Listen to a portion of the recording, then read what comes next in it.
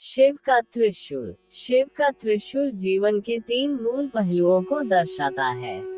योग परंपरा में उसे रुद्र, हर और सदाशिव कहा जाता है। ये जीवन के 3 मूल आयाम हैं, जिन्हें कई रूपों में दर्शाया गया है। उन्हें इड़ा, पिंगला और सुषुम्ना भी कहा जा सकता है। ये तीनों प्राणमय कोश यानी मानव तंत्र के ऊर्जा शरीर में मौजूद 3 मूलभूत नाड़ियां हैं, बाईं, दाहिनी और मध्य।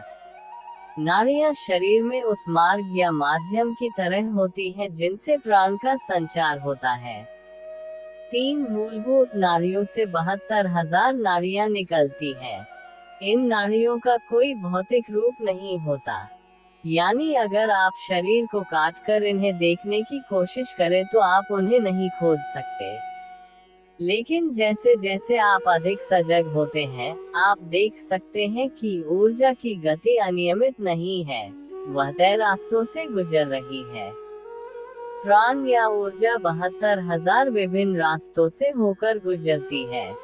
इड़ा और पिंगला जीवन के बुनियादी द्वैत के प्रतीक हैं।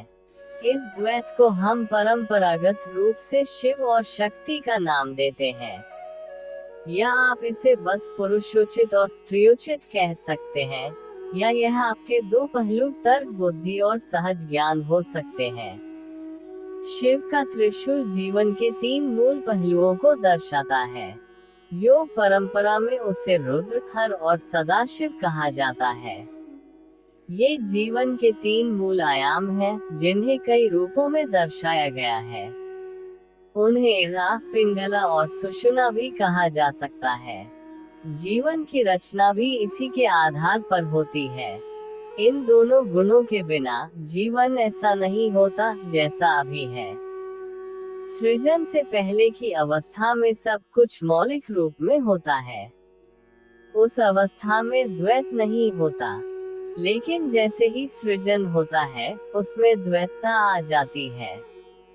पुरुषोचित और स्त्रियोचित का मतलब लिंग भेद से या फिर शारीरिक रूप से पुरुष या स्त्री होने से नहीं है, बल्कि प्रकृति में मौजूद कुछ खास गुणों से है।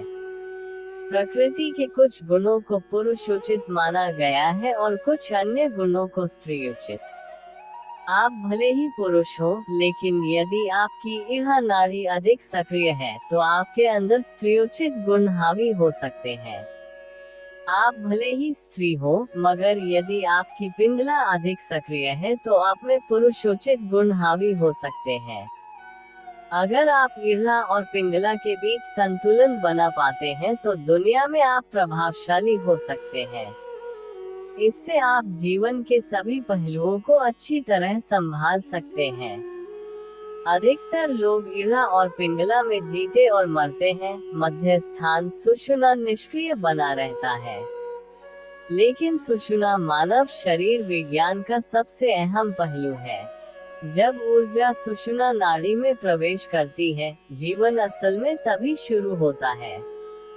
आप एक नए किस्म का संतुलन पा लेते हैं, एक अंदरूनी संतुलन जिसमें बाहर चाहे जो भी हो, आपके भीतर एक खास जगह बन जाती है, जो किसी भी तरह की हलचल में कभी अशांत नहीं होती, जिस पर बाहरी हालात का असर नहीं पड़ता।